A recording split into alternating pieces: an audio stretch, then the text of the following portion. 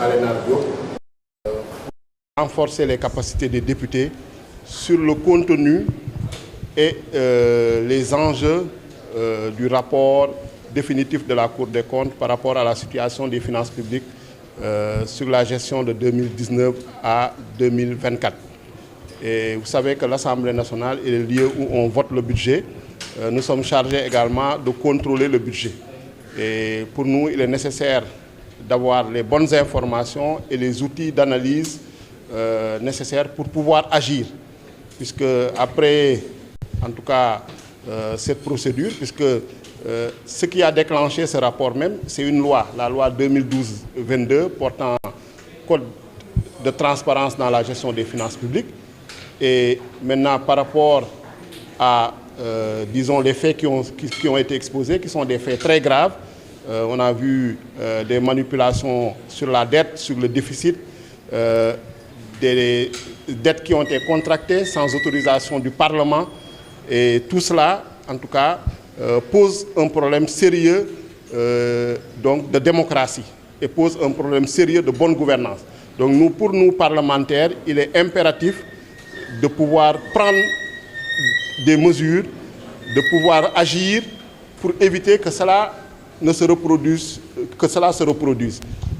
Il faut agir également pour pouvoir sanctionner ceux qui sont, en tout cas, ceux qui sont mouillés dans ces forfaitures-là. Donc c'est pourquoi nous avons jugé opportun par rapport au rapport définitif de la Cour des comptes, puisque on sait qu'au niveau de l'Assemblée nationale, nous avons une commission des finances et du contrôle budgétaire, mais nous avons également plusieurs mécanismes qui peuvent nous permettre d'aller plus loin par rapport à ce rapport-là et par rapport aux recommandations de la Cour des comptes. On peut déclencher des missions d'information, des missions d'études, des commissions d'enquête parlementaire auditionnées. Donc tout ça est du pouvoir, du ressort de l'Assemblée nationale. Mais faudrait-il qu'on ait quand même les bonnes informations. Et comme on est dans un domaine assez technique, nous avons pris la tâche de Monsieur le ministre, qui est un économiste chevronné, pour pouvoir vraiment échanger avec les députés du groupe sur ces questions-là.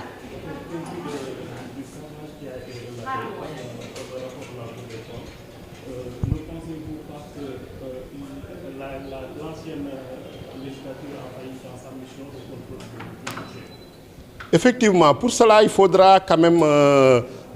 élucider les mécanismes, les causes qui ont conduit à cette situation catastrophique, à ce carnage financier. Et c'est pourquoi je parlais qu'il est nécessaire de mettre en place soit des missions d'information, une mission d'information, ou bien une commission d'enquête parlementaire pour pouvoir mieux connaître, en tout cas, les causes qui ont conduit à cette catastrophe-là. Parce que l'Assemblée nationale, effectivement, est chargée du contrôle budgétaire. Donc, en quelque sorte, si il n'y a pas eu de contrôle, ou si, en tout cas, on lui a caché un certain nombre de faits, il y a également défaillance à ce niveau-là. Donc, mais la défaillance principale, effectivement, provient de ces autorités qui étaient dans l'exécutif et qui étaient chargées de fournir les bons chiffres et qui avaient l'obligation également de dire la vérité aux Sénégalais. Donc au plus haut sommet de l'État, et ceux-là qui ont d'abord failli, maintenant au niveau de l'Assemblée nationale également, je pense qu'il y a des choses à revoir pour éviter en tout cas que cela ne se reproduise.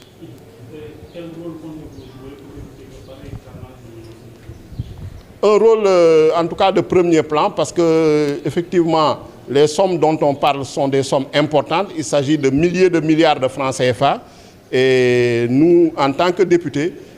on est interpellés chaque jour par les citoyens sur des questions liées à des besoins sociaux, à des besoins liés à leur cadre de vie. Et tout cela nécessite en tout cas des moyens financiers. Donc il est inconcevable qu'on puisse dilapider les ressources publiques de manière aussi légère, de manière aussi vraiment sans aucune rigueur.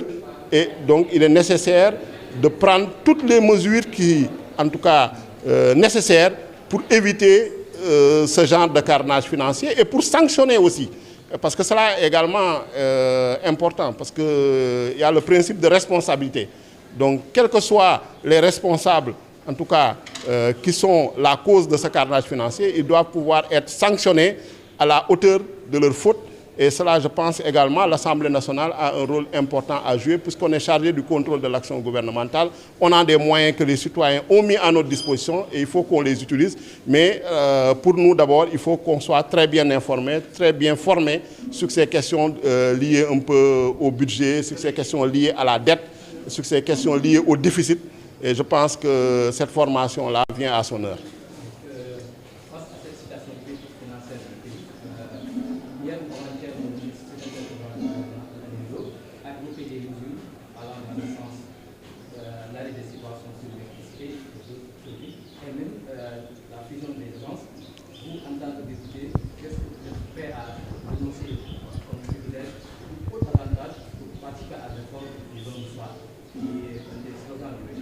Bon, le terme privilège pour moi ne s'y est pas, puisque bon, les députés ont des indemnités,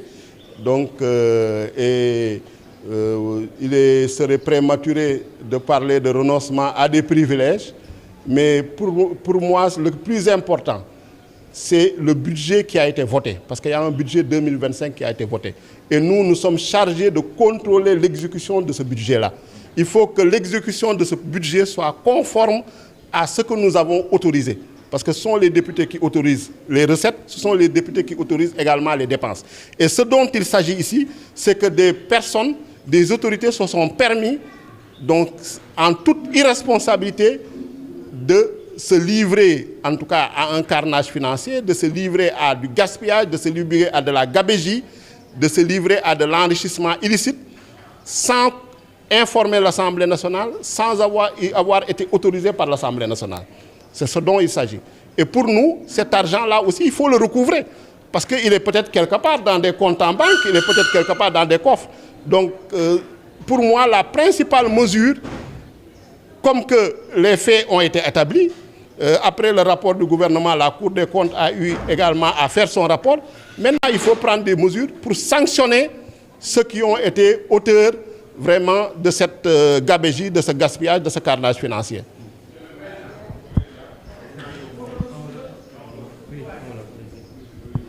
Voilà, salam alaikum. Donc, nous, groupe parlementaire PASTEF, nous avons organisé un atelier de renforcement de capacité si rapport au Cour des comptes. Nous avons gestion régime bi fi jóge régime Macky Sall bi diggante 2019 ak 2024 te rapport boobu nga xam ne gouvernement bi moo ko initié woon gouvernement bi bu mu ko partagé en septembre 2024 mu jébbal ko Cour des comptes ci semaine yi ci ginnaaw la génnee rapport définitif am te lu mu ci génnee xaw na ñu tiital jaaxal nañu lu jëm ci bor boo xam ne ameel nañ ko bitim réew amel nañ ko tamit ay banques yu nekk ci biir réew mi te bor boobu mu doon bor bu jéggi dayoo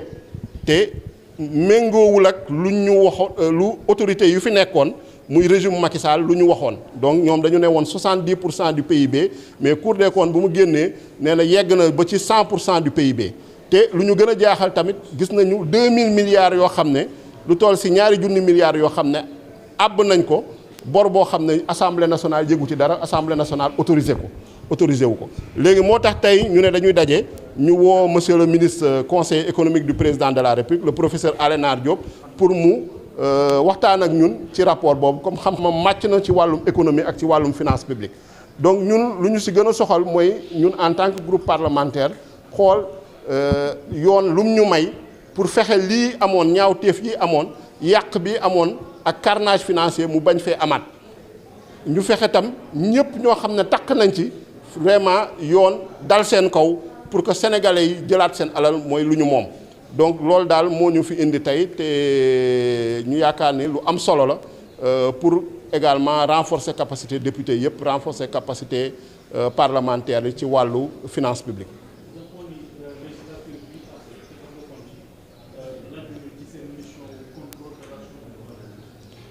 waaw du législature bii passé rek ak législature yi ko jiitu parce que rapport bu ñu examiner rapport bi gestion 2019 2023 donc ça veut dire que 13e législature ci la bokkoon boobu 2017 la commencé 14e législature tam ci la bokk parce que boobu 2022 la commencé donc te puisque rapport bi tamit musul woon am parce que normalement en 2019 régime Macky Sall dafa waroon def situation globale bi mais dafu ko woon te gëm naa ni su ko defoon tamit peut-être on va aboutir au même résultat donc jàpp nañ am na ay jikko yoo xam ne jikko yu bon la woon moo xam ne lu ñu doon présenté ci ay chiffres lu ñu ñëw di ko wane di ko wax député yi ci wàllum croissance ci wàllum déficit ci wàllum dette ak di ko wax bailleur de fonds di ko wax sénégalais yi en général parce que député yi tamit sénégalais yi rek la ñu représenté citoyens yi du lu ci ëpp du woon loo xam ne loo xam ne dëgg la lu ci ëpp manipulation la lu ci ëpp tamit dafa amoon ay maquillage de chiffres te loolu vraiment ñoo ngi koy ñaawlu te loolu tamit metti nañu léegi ñun en tant que parlementaire 15e législature bi war nañu fexe ànd ceeg régime bi exécutif bi nga xam ne président de la république ak gouvernement bi ñu am nañu yéene wax dëgg sénégalais yi am nañu yéene wax mbirum transparence ñu ànd ci pour loolu mu bañ a amati donc effectivement assemblée nationale am na ci rôle te ñun tamit nañ ci taxaw pour lépp lu ñu mën a def pour mbir yi gën a leer lépp lu ñu mën a def pour ñu mën a contrôler budget bi budget national bi ñu def ko am na moyens yu ñu may yu mel ni mission d'information wala ay commission d'enquête parlementaire su ko jaree tamit am na kuréel yoo xam ne teg nañ ko fi ñoo xam ne même ñoo xam ne takk nañ ci ay anciens ministres ancien président de la république mu mel ni haute cour de justice ñooñu tam ñu jël seen responsabilité su fekkee ni am na ay responsabilités yoo xam ne établir nañ ko sur le plan pénal.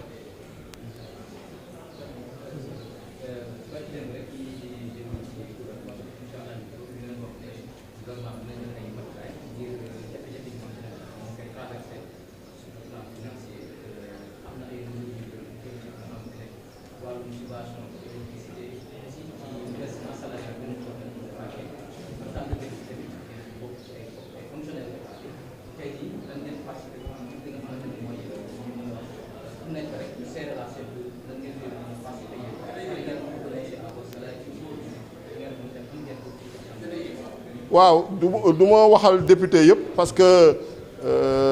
mënu ma ne pare nañu pour renoncer seen salaire parce que député yi ay indemnité la ñu am te yaakaaruma ni gouvernement bi dafa ne nit ñi nañu renoncer seen salaire mais lu ci am solo mooy rigueur budgétaire war na am mooy maanaam xaalis kenn waratu kaa yàq lépp lu ñu mën a def pour rationaliser budget yi nañ ko def incha allah te gouvernement bi tàmbali ne ko assemblée nationale tamit moo ngi ci tànk yooyu député yi tamit ñoo ngi ci tànk yooyu mais lu ci gën a am solo mooy budget bu ñu voté parce que dafa am budget bu ñu voté mooy budget 2025 bi ñun député yi naka nañuy def ba saytu ko contrôle budgétaire bu ci war ba dépassement du am dérapage du am ak liñ fi dégg nii ci rapport Cour des comptes loolu du fi amati parce que loolu vraiment lu ñaaw la loo xam ne tamit parce que soo jëlee ñu ne leb nañu 2000 milliards yoo xam ne Sénégalais yi yëguñu ko non assemblée nationale autorisé wu ko lépp nañu 5000 milliards yoo xam ne Sénégalais yi kenn yëgu ko assemblée nationale tam yëgu ko woon parce que chiffre ñu ñu joxoon du ay chiffres yu baax yooyu damay yaakaar ni loolu jubadi mënul weesu loolu donc loolu nag la ñuy bëgg mu dàq mooy suñu principal objectif lépp nag lu ci dem mesure d'accompagnement lu ci war incha allah député yi tamit ak assemblée nationale nañ ci taxaw surtout ñun groupe parlementaire Pastef les Patriotes merci voilà.